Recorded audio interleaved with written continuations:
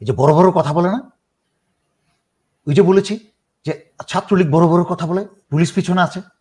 আর police এতদিন মনে আছে ওই চোরা বেনজির কি লেকচার মারতো, মদ খেয়ে আমাকে হেলে দুলে পড়ে যাচ্ছে সচিবদের সম্মেলনে, মনে আছে কত বড় বড় ডায়লগ ধমক দিয়ে ঝাড়ি দিয়ে। এখন কোথায় সেই বেনজির?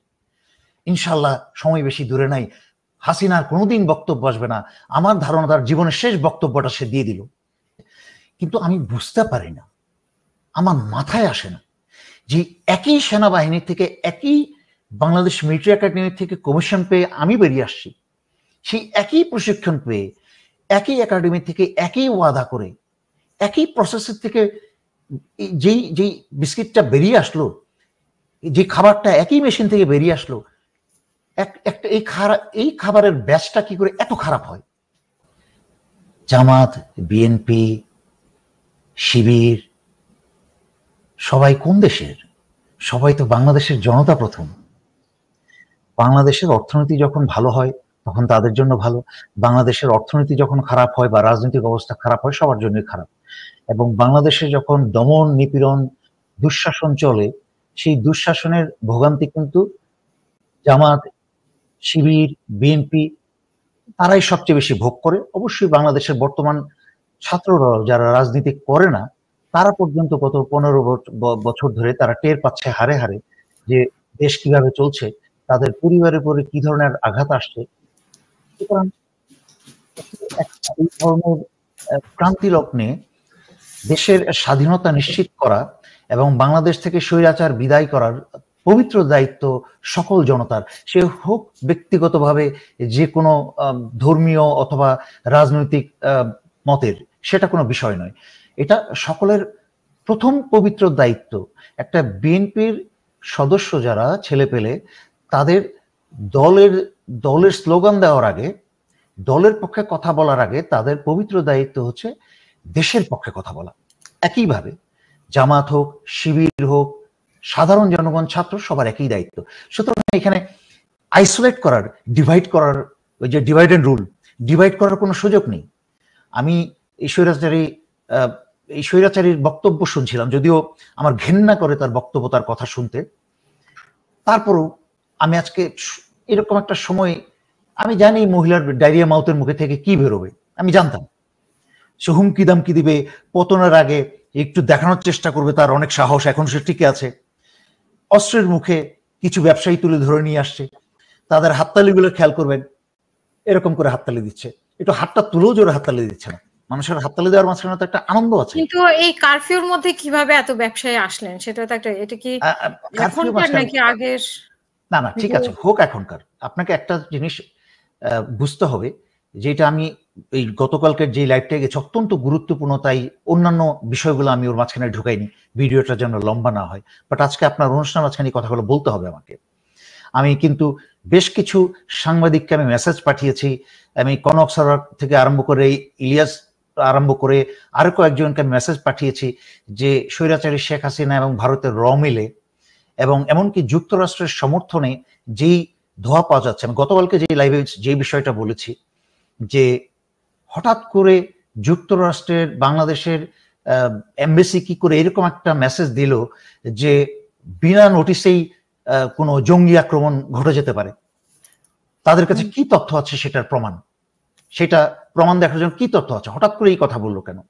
আবার একই সাথে দেখেন স্বৈরাচারী শেখ হাসিনা কিন্তু 21শে জুলাই কিন্তু বাংলাদেশের যুক্তরাষ্ট্রের এমবেসি এই কথাটা বললো, আর ঠিক তার পরের দিন 22শে জুলাই স্বৈরাচারী শেখ হাসিনা বলল যে অঘটন ঘটে গেলে কিন্তু তার দায়। রাষ্ট্রও কিন্তু অঘটনের কথা বলেছে, স্বৈরাচারী হাসিনাও কিন্তু অঘটনের কথা বলেছে। ঘটনাটা কি? দুইটা জায়গা থেকে এক্সকিউজ মি, দুইটা জায়গা থেকে একই অঘটনের আওয়াজ দেওয়া হচ্ছে। আমি কিন্তু বারবার, আমি কিন্তু দেশের স্বার্থে, জনগণের স্বার্থে, আমি এমনকি গতকালকে আমি এমন একটা সময় সবাইকে একসাথে মিলে কাজ করতে হবে। আমি কাউকে বিতর্কিত করতে চাই না, কাউকে নিয়ে কি বলে এটাকে, কাউকে ব্যক্তিগতভাবে সমালোচনা করতে চাই না। আমি যেটা কখনোই আমার লাইভে কখনো কাউকে নিয়ে সমালোচনা করি না। বিএনপির মধ্যে কি কেউ স্টুডেন্ট নাই? মানে তাদের ঘরের ছেলেমেয়েরা কি পড়াশোনা করে না? অবশ্যই, আমি প্রথমে মিস হাসিনা আপনাকে একটা কথা বলি, সহজ অঙ্কটা বুঝতে হবে। ওই যে সে মনে করে যে সে যে ব্ল্যাবারিং করে যাচ্ছে, তার মুখ থেকে যা বেরোচ্ছে, মানে মানে এটা সে হচ্ছে একটা সাইকোপ্যাথ। তো সাইকোপ্যাথ হচ্ছে, সাইকোপ্যাথের সংজ্ঞা আমি এখানে বলে সময় নষ্ট করতে চাই না, বাট যারা বোঝেন সাইকোপ্যাথ কি জিনিস, যেই সাইকোপ্যাথরা হচ্ছে কোনোদিন কারোর প্রতি কোনো দয়া মায়া মমতা এবং ভালোবাসা থাকে না, এরা কোনোদিন ভালোবাসায় জড়ায় না। সাইকোপ্যাথরা নিজের বিশ্বাসে এরা সবসময় উচ্ছ্বসিত থাকে। তো এই হাসিনা সাইকোপ্যাথের এত বেসিক্যালি বাই ব্লাড কিলার, তার বাবা তার ভাই সবই তো কিলার, এবং এরা হচ্ছে ব্যাংচোর এবং কিলারের পরিবারটা হচ্ছে খুনি এবং ব্যাংচোর দস্যু একটা পরিবার, রক্তের ভিতরে এদের। এবং স্বৈরাচারী শেখ হাসিনা কতগুলা, যেটা একসাথে আমার কথাগুলো বলে যেতে হবে যে আপনার অনেকগুলো কয়েকটা প্রশ্ন করেছেন, এই ব্যবসায়ী কোত্থেকে আসলো। হাসিনা আমাকে হঠাৎ করে আলোচনার মাঝখানে প্রশ্ন করলো, কিন্তু আমি খেই হারিয়ে ফেলি, তখন বিষয়টা থেকে সরে যাই। হ্যাঁ, আপনার আলোচনা শেষ হলে আমি হ্যাঁ, thank you, I appreciate, thank you.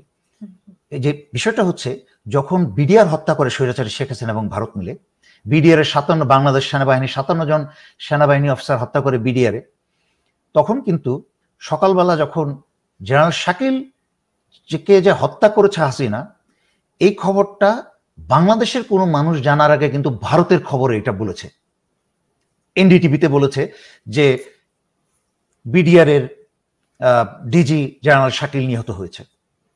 তার এই ভারতের নিউজ মিডিয়া থেকে কিন্তু আমরা প্রথম জানতে পারি। একইভাবে ভারতের নিউজ মিডিয়াতে আসছে যে Sheikh Hasina has been airlifted to an unknown location. মানে স্বৈরাচারী শেখ হাসিনাকে এয়ারলিফটেড বলতে তো বোঝা, যেটা স্বাভাবিক অর্থে বোঝা যায়, সেটা যাকে হেলিকপ্টারে করে তাকে কোথাও সরানো হয়েছে।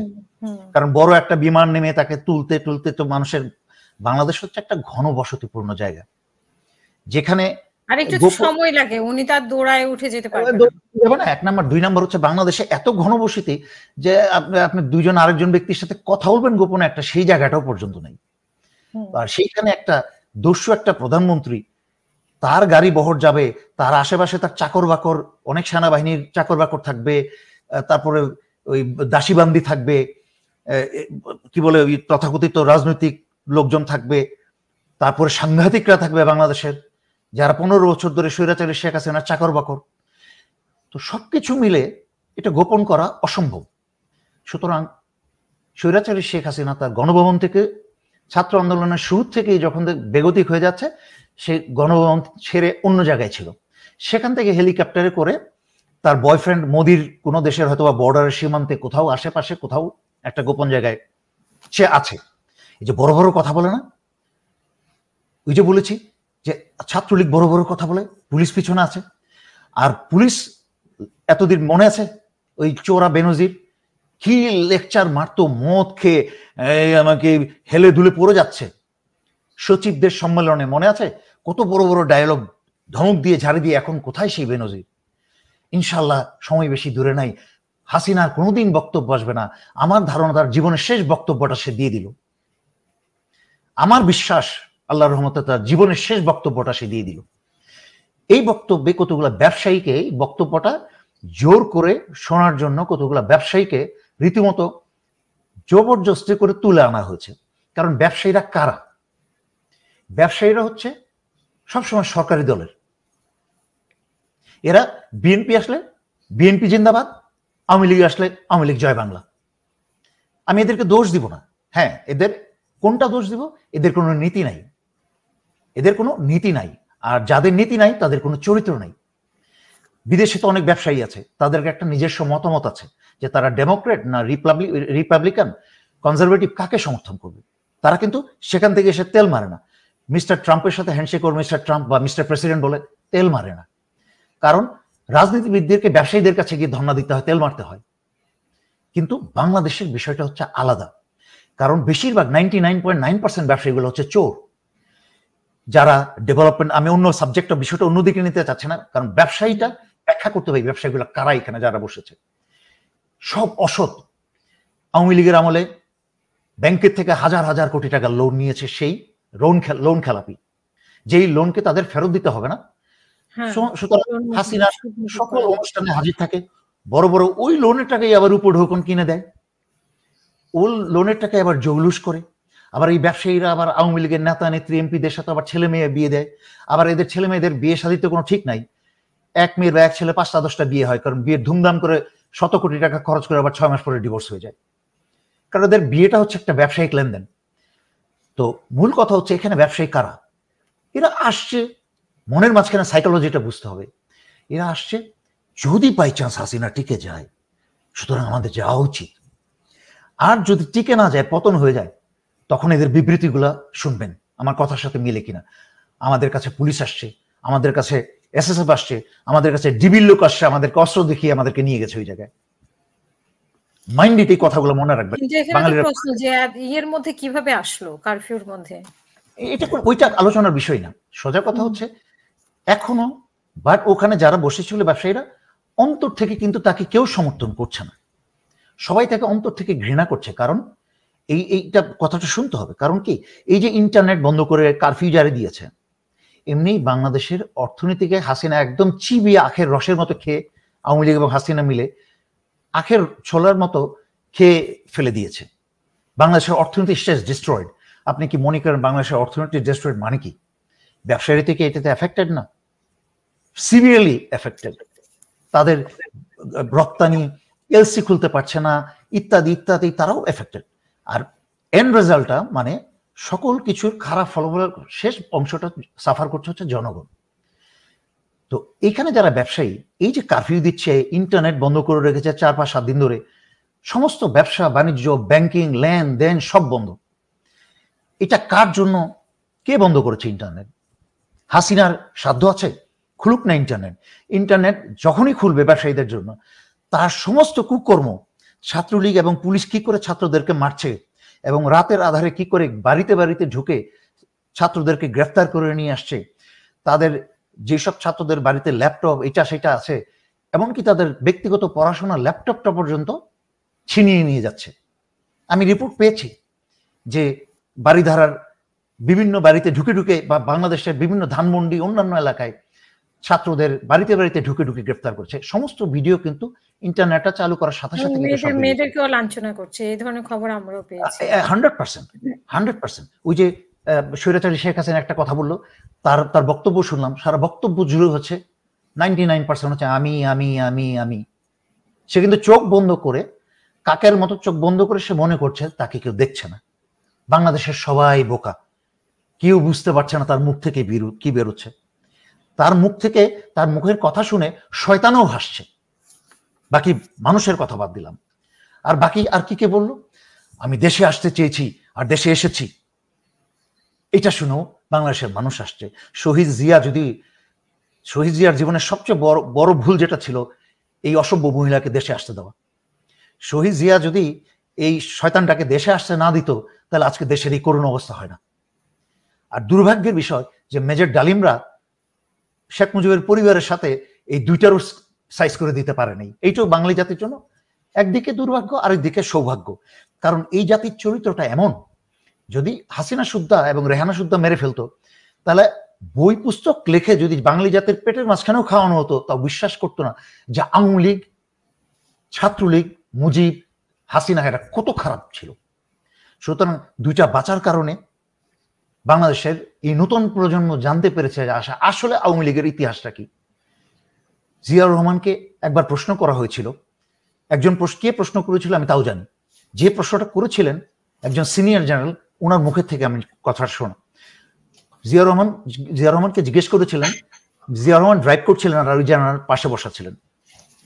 তো এখন আর জেনারেলরা তো বসে থাকে দাসীবান্দি চতুর্দিকে, তখন জিয়াউর রহমান ওই সব জেনারেলরা নিজেরাই ড্রাইভ করতেন। প্রেসিডেন্ট হয়েও কিন্তু নিজেই ড্রাইভ করছিলেন ওই ভাঙাচোরা ছাদখোলা জিপটাতে। জিয়াউর রহমানকে প্রশ্ন করেছিলেন যে আপনি শেখ মুজিব সম্পর্কে ভাষণে কোনো বক্তব্যে কিছু বলবেন? জিয়াউর রহমান বলেছিলেন না, আমি কিছু বলবো না। শেখ মুজিব ইতিহাসে তার নিজের জায়গা খুঁজে পাবে।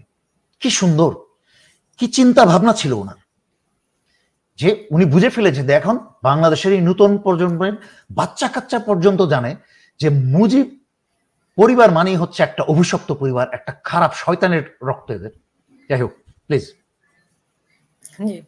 আমি আমরা শুনেছি যে সেনাবাহিনী গুলি করবে না। কিন্তু আমরা তো ইতিমধ্যে দেখলাম একজন গুলি করতে এবং বাকি অন্যান্য জায়গায়ও আমরা দেখছি যে সেনাবাহিনী আ মানে নীরব ভূমিকা পালন করছে। সেনাবাহিনীর পাশ থেকে গুলি ছুড়ছে।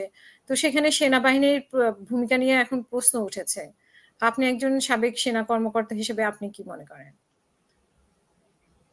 কালকে রাতে মানে আমার রাতে হঠাৎ করেই ইমোশন তো সবার ভিতরেই আছে। কেউ মানুষকে দেখিয়ে কাঁদে না, কেউ লুকিয়ে একা কাঁদে। কেউ আছে যে ইমোশন ধরে রাখতে পারে না। ইমোশনালি আমি একটা ভিডিও দিয়েছিলাম। দুঃখটা কষ্টটা লাগে হচ্ছে সেনাবাহিনীর বর্তমান এই প্রজন্মের সেনাবাহিনীকে দেখে, এবং আফসোস যে বর্তমান সেনা প্রধান থেকে আরম্ভ করে বর্তমানে যত জেনারেল আছে সবাই কিন্তু পাকিস্তানের কমিশন, বীর মুক্তিযোদ্ধা, 65 ওয়ার করা, তার মাঝখানে যুদ্ধে বীর, তার পরবর্তীতে বাংলাদেশের স্বাধীনতা যুদ্ধে 71-এর মুক্তিযোদ্ধা বীর, অনেক জেনারেলকে দেখেছেন। যেহেতু আমি দেখেছি, ওনাদের সাথে চলেছি, ঘুরেছি ফিরেছি, আর বর্তমানে যারা জেনারেল আছেন সবাই দেখেছে, এবং তাদের প্রশিক্ষক কিন্তু অনেকেই সেই আমলের ছিল। আমাদের বাংলাদেশের বর্তমান যারা সিনিয়র জেনারেল, তাদের সবার ডিভিশন কমান্ডার, সেনা প্রধান সবাই কিন্তু পাকিস্তান কমিশন ছিল। তারা বীরত্ব দেখেছে, সাহস দেখেছে। কিন্তু আমি বুঝতে পারি না, আমার মাথায় আসে না যে একই সেনাবাহিনী থেকে, একই বাংলাদেশ মিলিটারি একাডেমি থেকে কমিশন পেয়ে আমি বেরিয়ে আসছি, সেই একই প্রশিক্ষণ পেয়ে, একই একাডেমি থেকে, একই ওয়াদা করে, একই প্রসেসের থেকে যেই বিস্কিটটা বেরিয়ে আসলো, যে খাবারটা একই মেশিন থেকে বেরিয়ে আসলো, একটা এই খাবারের ব্যাচটা কি করে এত খারাপ হয়? এই বাংলাদেশ কমিশনের এই ব্যাচটা, যারা বিভিন্ন উচ্চ পদস্থ পর্যায়ে আছে, এত খারাপ, এত নীতিহীন, নীতি বিবর্জিত কি করে হয়? চোখের সামনে সশস্ত্র বাহিনী গুলি করছে না, প্রথম কথা হচ্ছে এইটা। যেই কুলাঙ্গার ইউনিফর্ম পরিহিত, বাংলাদেশ সেনাবাহিনীর ইউনিফর্ম পরিহিত বা বিজিবির ইউনিফর্ম পরিহিত যে কুলাঙ্গারটা গুলি ছুঁড়েছে, সে হচ্ছে এই স্বৈরাচারী বদমাইশ হাসিনার এক বদমাইশ মন্ত্রীর ভাই। তার মানে সে আওয়ামী লীগের। আমি এই কথাটা কিন্তু আমার লাইভে অনেকবার ব্যাখ্যা করেছি যে স্বৈরাচারী শেখ হাসিনা যে ভয়ঙ্কর ধ্বংস ক্ষতি করেছে বাংলাদেশের, এটা পরিষ্কার করতে অনেক অনেক সময় লাগবে এবং শক্তিশালী লোক লাগবে, তাদের পিছনে দেশপ্রেমিক লোক লাগবে। তার মাঝখানে এটা একটা উদাহরণ। স্বৈরাচারী শেখ হাসিনা গত 15 বছর যেই পরিমাণ আর্মি, নেভি, এয়ারফোর্স এবং পুলিশে আওয়ামী লীগার ঢুকিয়েছে, পচে যাওয়া আওয়ামী লীগ পরিবার থেকে ডিসকোয়ালিফাইড লোকজনকে, অফিসারদেরকে ঢুকিয়েছে, তার মাঝখানে একটা উদাহরণ হচ্ছে এইটা, যে এইসব কুলাঙ্গার ঢুকেছে যারা সেনাবাহিনীকে আওয়ামী লীগের বানিয়ে ফেলেছে। মানে সেনা লীগ গুলিটা করেছে তারা, সেনাবাহিনী গুলি করে নাই, এবং এর গায়ের চামড়া খোলা হবে ইনশাল্লাহ।